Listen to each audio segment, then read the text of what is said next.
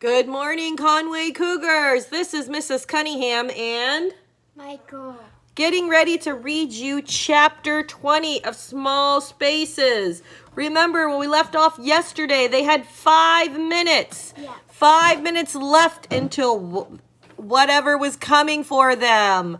They were waiting for the mist to come, and they were trying to ask Beth Webster on how they could change their friends back from scarecrows. So here we go, chapter 20. Ollie hurried to the window, heart thudding. The house was surrounded. The scarecrow's blind eyes were staring up. Ollie ran for the door, burst past the ghost. Then she was racing down the stairs. Brian, Coco. Behind her, the ghost screamed out a long wail of despair. The kitchen smelled of burning. Ollie ran in, found herself coughing. The oven was billowing smoke, and Brian and Coco sat at the table, dazed. Ollie ran forward furiously to shake them by the shoulders. Brian stared up at her, red-eyed. This is why you don't make fires in strange stoves, Ollie growled. They smoke and you die. Brian was getting clumsily to his feet, shaking his head, coughing. Coco, much smaller, was almost unconscious. Help me, Ollie cried. She grabbed Coco's shoes and socks, still drying on the stove, and heaved them in her lunchbox into her backpack. Brian stumbling propped Coco under his shoulder, and they all staggered out of the kitchen. No. It's almost dark, Oh no. said Ollie as they went. The scarecrows are outside. We have to hide in here then, said Brian. No locks on the door, said Ollie. If there's a cellar, I didn't see it. She had an image of them cowering in a closet that didn't lock. Wow, those slow, shuffling scarecrows beat down the door. Coco whimpered but didn't wake. The barn, Ollie cried. It probably has a hayloft. We could pull up the ladder. Are you sure? Asked Brian. No, said Ollie, but I think it's better than here. Our best chance. She looked at her watch. 3 minutes. Brian unexpectedly slung Coco over his shoulders and what Ollie vaguely recalled was a fireman's carry. The Boy Scouts are no joke, are they? She asked. Brian grinned crookedly, and then he ran for the front door. Outside, it was the very edge of night. Blue, black sky, clouds, no stars. The scarecrows clustered thick around the house waiting. The light was almost gone. Ollie looked down at her watch. 45 seconds. Oh no. We can't go out there, Brian whispered, recoiling. It's too late. They'll make us scarecrows too.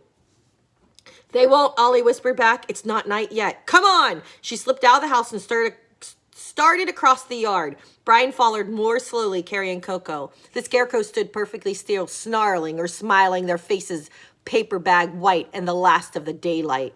Ollie and Brian dodged around them, then broke into a stumbling run, headed for the barn. And just as they passed the last scarecrow, Ollie's watch beeped, and they were out of time. Footsteps behind them. Ollie darted into the barn, praying. Brian was only a step behind her. Coco, waking up, saw what was behind them and shrieked. Ollie spun to look. The scarecrows were shuffling towards the barn. Brian shot out of the barn on Ollie's heels and dropped Coco, none too gently, to the dusty wooden floor. He and Ollie heaved the barn door shut, looked at each other, and each took a grip on the handle. There was no lock. They were left in pitch darkness. Coco, with trembling hands, got her phone out and shone her light around. The hayloft was there, no ladder. Ollie felt the first creeping of despair. This wasn't a small space, not small enough. The scarecrows could get in. She could hear their shuffling steps out just outside. She was holding on to the door handle for all she was worth. The ladder's in the hayloft, said Coco, coughing. She craned on her tiptoes. I can see it. A lot of good it will do us here, said Brian between gritted teeth. A steady pressure grew on the other side of the door, and as if many hands had seized hold of the outside handles and were beginning to push. Wait, cried Coco, wait. Yeah, grunted Brian. Tell the scarecrows to wait, because that has always worked. Coco ignored him. Shut up and hang on, said Ollie grimly to Brian. She had seen what Coco was doing, and her heart beat fast with desperate hope. Coco ran barefoot for the barn walls, tripping on loose floorboards. The barn had a post and beam construction, so that the posts were supported by the barn structure out a bit from the wall itself. Coco threw off her backpack, wiped her sweaty hands on her jeans. Coco, any time now, screamed Ollie. From the other side of the door came scrapes and thuds. The veins were standing out on Brian's hands. He and Ollie had all their weight against the door, but they were both in danger of being yanked off their feet. The door shook. Brian yelled, "I can't hold it!" "We have to," said Ollie. Coco let out a deep breath, grabbed the post, and began climbing. Ollie kept half an eye on her progress as if she felt the splinters from the door handle work their way in her hands. Coco slipped and nearly fell, and Ollie seemed to feel the jolt in her own body. "Oh, come on, Coco!" she shouted. Now Coco was at the height of the hayloft, high enough above the barn floor to break a leg if she fell. Now was the trickiest part. Where would she have to let go of the post? She climbed, reached out, and grabbed the lip of the hayloft. Coco hesitated. The door shook. "Coco!" Brian yelled. Coco let go of the post, caught the edge of the hayloft, and swung a moment in space one-handed. Ollie saw the hand slipping. Her heart seemed to leap in her mouth, but then Coco's other hand shot out and she pulled herself up.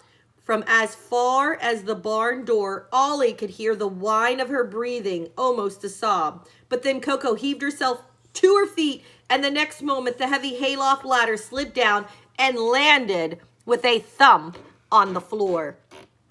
"Come on, guys," Coco yelled from above. "If we can brace the door with something," panted Ollie, "it might give us time to get up the hayloft, pull the ladder after us." "What if they can climb," said Coco from above, "or jump?" She was still breathing hard. "They can't," said Ollie, hoping that she was right. "They have garden tools for hands." "There," cried Coco. She was shining her phone right around the barn floor. It lit up a pile of rusty shovels. Brian and Ollie looked at each other. "Can you hold the doors?" Ollie asked him. "For about 5 seconds, Brian grunted. He took a new grip of the door and gritted his teeth. "Now!" cried Ollie. She let go of the handle, ran to the pile of tools, and grabbed a shovel. Brian's arms were trembling. The door had begun to give. No. "Ollie!" he screamed. And just as she sprinted back and jammed the old wooden shovel handle sideways between the door handles. "Brian, let go." It shook but held. "Will it last?" said Brian, panting. "Probably not," said Ollie grimly, "but it might last long enough."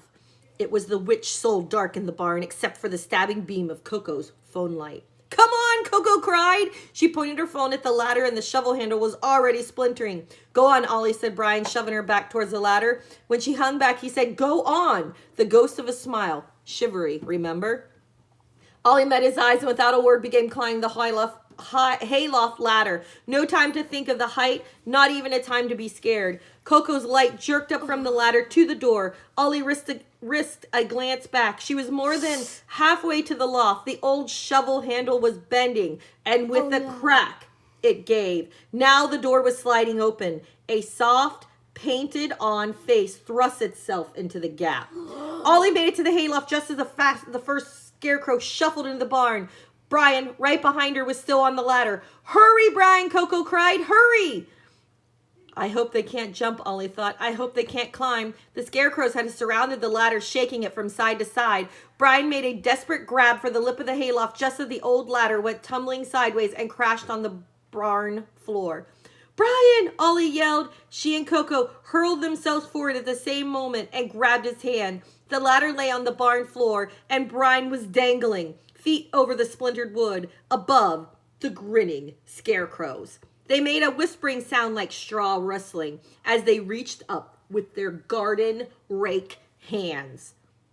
Brian was heavy. His feet swung and kicked in midair. Ollie and Coco pulled as hard as they could. Their sweaty hands slipped and slid, and for a terrible moment, Ollie thought Brian's hand would slip right out of hers and that he would fall to the barn floor, just like the ladder, and be snatched by the scarecrows. But Brian, grasping, got a foot up, then another, and at last, panic tugged, and they were all trembling. They were all in a trembling heap in the hayloft, safe for a moment, but with no way to get down. Could scarecrows get up? That was the question. The scarecrows glared at them, but Ollie had been right. They couldn't climb with those garden tool hands. Good. One of them tried to pick up the ladder, but Brian and Ollie and Coco kicked it off when they tried to lean the ladder against the hayloft. This time, when the ladder fell to the floor, it broke in 2 pieces and was unusable. We're safe, whispered Coco. We're safe. Her phone light flickered over the scarecrows' faces. Maybe safe, whispered Ollie, for more and more scarecrows were pouring into the barn. Among them were several they recognized. It was Denise Carter, and then Edley Finnegan, Jim Johnson. Their hands were garden tools, and all of them button-eyed with lips of string. Ollie swallowed. Let's see if they can talk, she said. Maybe then they can tell us something useful. How can they talk? Coco asked. Don't know. How can they walk? Hey, Ollie shouted before she could lose her nerve. Hey, can you talk? The sound of the scarecrows was like the rattling of straw. Then Phil's face looked at them. Brian let out a pained breath.